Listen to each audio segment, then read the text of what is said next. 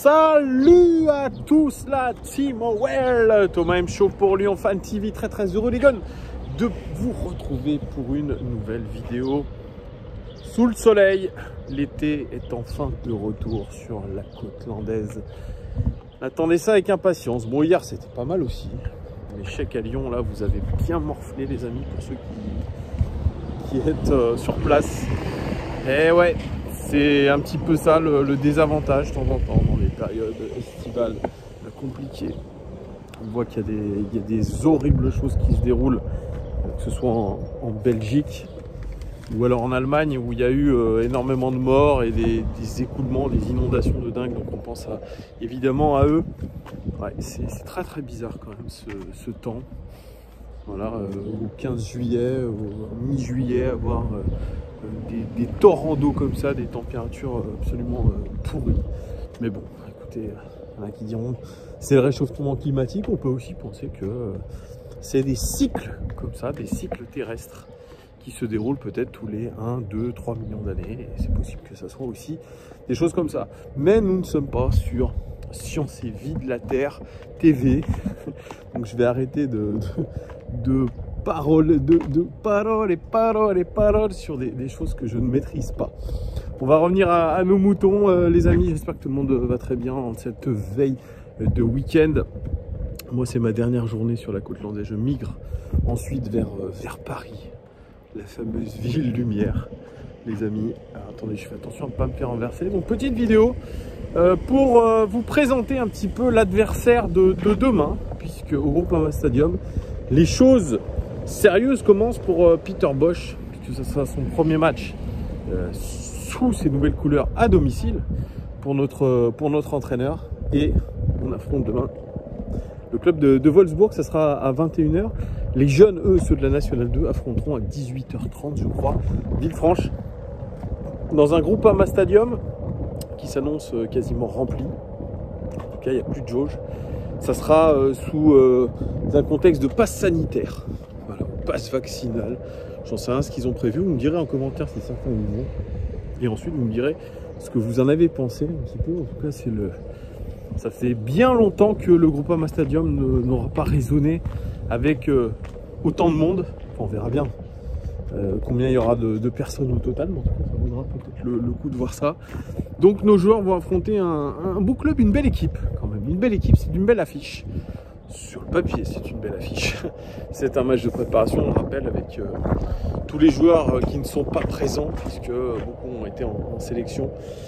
C'est contre Wolfsburg, et Wolfsburg, c'est une belle équipe de Bundesliga.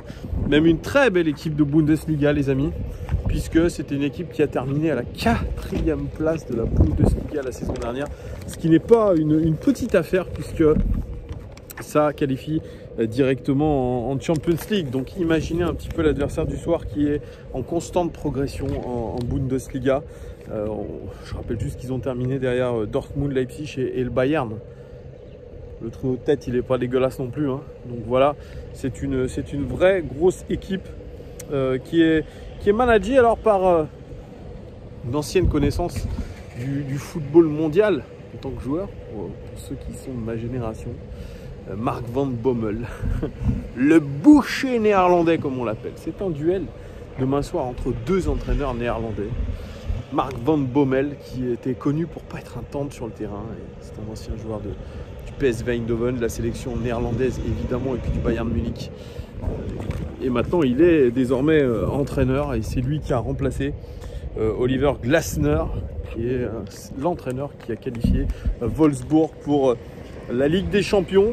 Glasner, lui, s'est engagé avec le Eintracht Francfort, lui aussi qualifié en Ligue des Champions. Donc, je ne sais pas si c'est une promotion. En tout cas, Oliver Glasner qui est arrivé en 2019, il a vraiment fait de sacrées bonnes choses avec Wolfsburg. Vraiment, parce que l'année dernière, ça a été une équipe vraiment très bonne dans le championnat, qui a rivalisé avec les plus grosses écuries, qui étaient surtout très régulières, avec un style un petit peu ce qu'on va retrouver avec Marc Van Bommel. C'est un style avec un pressing très agressif, un 4-2-3, un double pivot, avec des latéraux très hauts et très agressifs, pressing, contre-pressing, bloc médian ou bloc haut. Voilà comment on peut dire contre-pressing finalement. Tout ce que voudrait un petit peu adopter Peter Bosz, c'est ce football un petit peu à la mode, qui n'est pas forcément le football qu'on a vu à l'Euro. Ça, on pourra aussi en rediscuter. Est-ce que cela veut dire qu'on a une nouvelle tendance avec ces nouveaux styles de jeu qu'on a vu à l'Euro? Je ne pense pas. C'est un éternel recommencement. Il y aura toujours des plans de départ et puis des anti-plans pour l'adversaire. Donc, voilà, en tout cas, ce football aujourd'hui, il veut un football de possession avec beaucoup de pressing, d'agressivité, un bloc haut, un contre-pressing, c'est-à-dire vous avez 5 secondes pour réagir, pour récupérer le ballon. C'est un football germanique qui vient finalement de ce fameux clan des Schwab. Je vous en avais parlé par le passé, d'où sont originaires plutôt les Tourelle, les Nagelsmann notamment.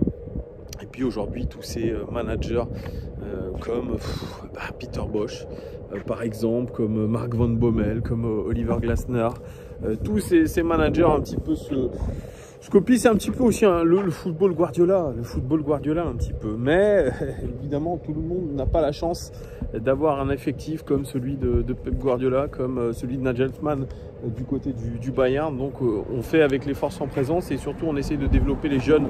C'est surtout ça le plus important. Et Marc Van Bommel, lui, c'est ça sa caractéristique principale, un petit peu comme Peter Bosz. Il y a beaucoup de similitudes vraiment entre les deux, sauf que Peter Bosz a beaucoup plus de références d'entraîneur que Marc Van Bommel, parce que Marc Van Bommel, mine de rien, il est sa seule vraie son vrai départ en tant que coach, c'est le coach du PSV Eindhoven en 2018, pardon. Je crois qu'il arrive en 2018 au PSV Eindhoven, mais malheureusement ça se termine un peu mal. Mais c'est un joueur qui a vraiment développé beaucoup les jeunes. Vraiment, à l'époque, il avait la liste est non exhaustive. Je l'ai sur mon petit papier. Il avait, quand il était du côté du PSV Eindhoven, il avait Steven Bergwijn, je ne sais pas si on peut le dire comme ça, je ne sais pas comment on le prononce, qui est aujourd'hui du côté de Tottenham. À l'OL, on l'aurait bien aimé. Luc de Jong, international aussi néerlandais. Angelino, qui est aujourd'hui latéral du côté du RB Leipzig. Erwin Lozano aussi. On peut parler de Malen qui a été intéressant dans ses rentrées avec les Pays-Bas. Et puis Cody Gakpo aussi, qui est un éternel, je dis n'importe quoi, qui est un international espoir néerlandais. Donc vous voyez, c'est ça en quoi Marc Van Bommel a été intéressant quand il est passé en tant qu'entraîneur du côté du PSV Eindhoven, c'est qu'il a développé les jeunes. Et puis à un moment donné, c'est un petit peu comme Peter Bosz finalement au Bayer Leverkusen ou à Dortmund, c'est que ça a craqué. Ça a craqué, on ne sait pas trop pourquoi. Son groupe l'a lâché.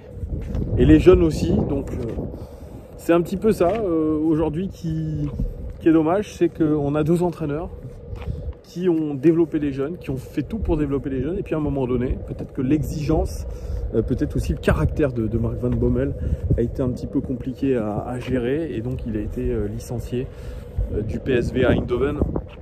Donc maintenant c'est, je pense, sa deuxième, peut-être que je me trompe, hein, si certains voient que je me trompe, n'hésitez pas à le rectifier. On est sur sa deuxième carrière d'entraîneur, son deuxième club. Et là, c'est un gros défi puisque Marc Van Bommel, il récupère une équipe quand même qui tournait extrêmement bien avec l'ancien entraîneur et surtout en Ligue des Champions. Donc il va falloir confirmer tout ça parce que la progression de Wolfsburg, elle a été constante et ils ne pourront pas se permettre de redescendre d'un cran. C'est en tout cas ça, c'est une équipe vraiment huilée avec des joueurs très intéressants. Malheureusement pour le public lyonnais, pour nous supporters lyonnais, dans cette affiche, il n'y aura pas les grosses pointures de cette équipe, puisque pour certains ils sont en vacances après leur Euro, mais l'année dernière, ce qui les a différenciés quand même de pas mal d'équipes, c'est qu'ils ont eu une défense assez incroyable.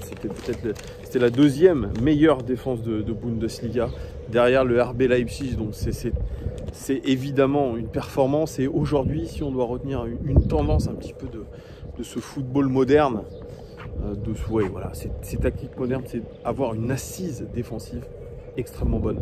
On l'a encore vu à l'Euro, on a vu que toutes les équipes qui avaient une assise défensive énorme ont réussi à s'en sortir.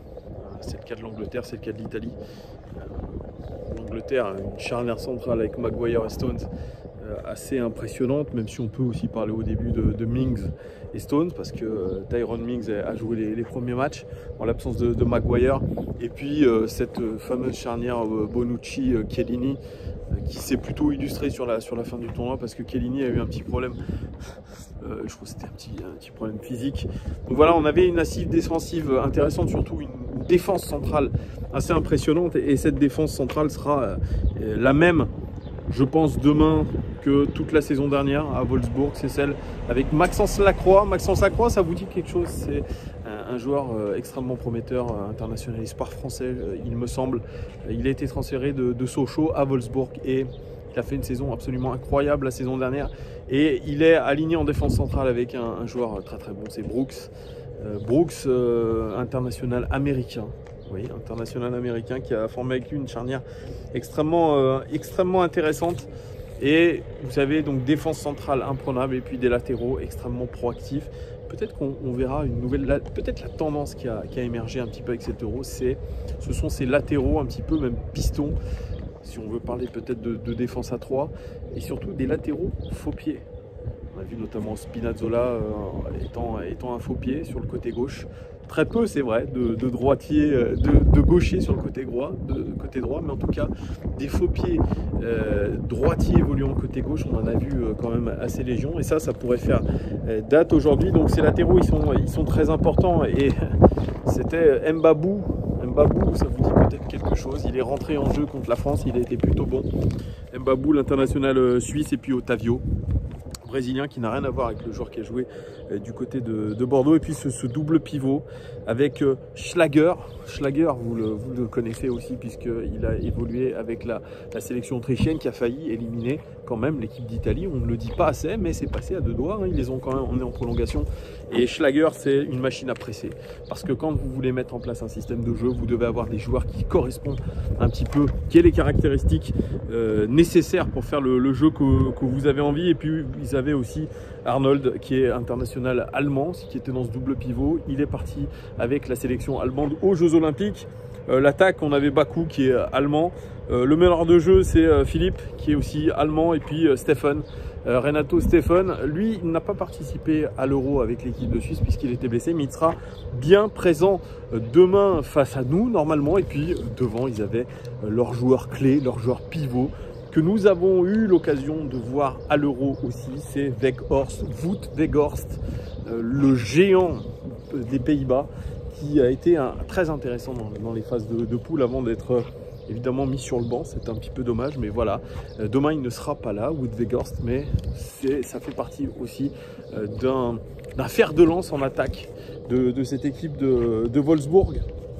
Vous voyez, elle a quand même des qualités. Demain, malheureusement pour nous, en tout cas pour la qualité de ce match, tous les joueurs titulaires ne seront pas là. C'est aussi le cas à l'Olympique Lyonnais, puisqu'il manque les internationaux, Paqueta notamment, Léo Dubois, et puis j'en oublie un petit peu d'autres. Et voilà, je pense que demain, ça peut être une vraie belle opposition. En tout cas, si c'est le premier match un petit peu, je dirais pas couperé, on n'est pas dans les matchs couperés, c'est des matchs de préparation, mais un match un petit peu plus sérieux, où on va voir un petit peu plus de choses, c'est demain face à Wolfsburg, que ce soit pour Peter Bosz ou Mark Van Bommel, qui reste avec Wolfsburg sur 2 matchs de préparation où ils ont perdu, et notamment contre un club de D2, de Bundesliga 2. Donc voilà, il faut se réveiller aussi pour Wolfsburg, se redonner un petit peu confiance.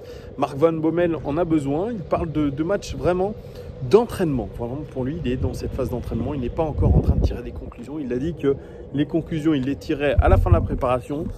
Le club de Wolfsburg qui affrontera le 31 juillet l'Atlético Madrid. Donc ça aussi, c'est une très bonne rencontre, et ça sera vraiment quasiment les amis, ça sera quasiment le début du championnat allemand.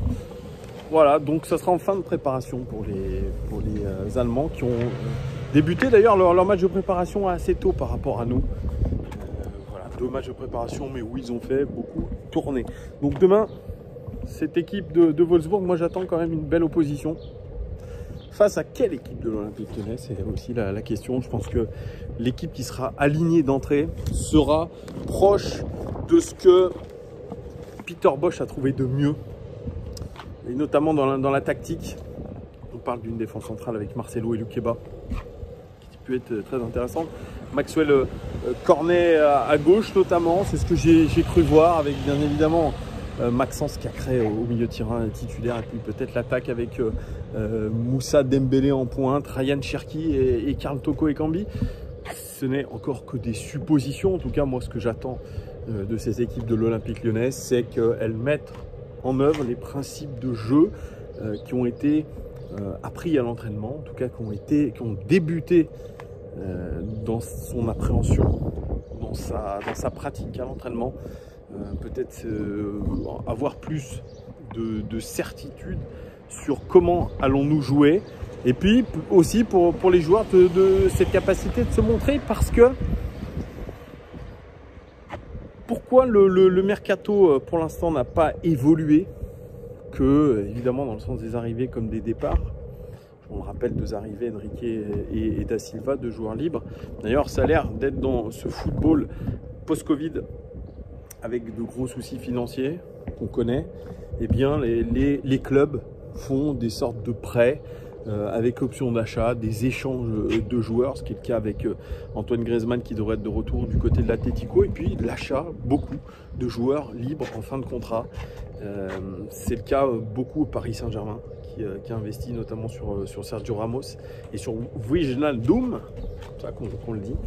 Donc il y a un nouveau, c'est vrai, un nouveau modèle économique des clubs en crise, et ça ne déroge pas pour l'Olympique Lyonnais avec l'arrivée libre de Enrique et Damien Da Silva.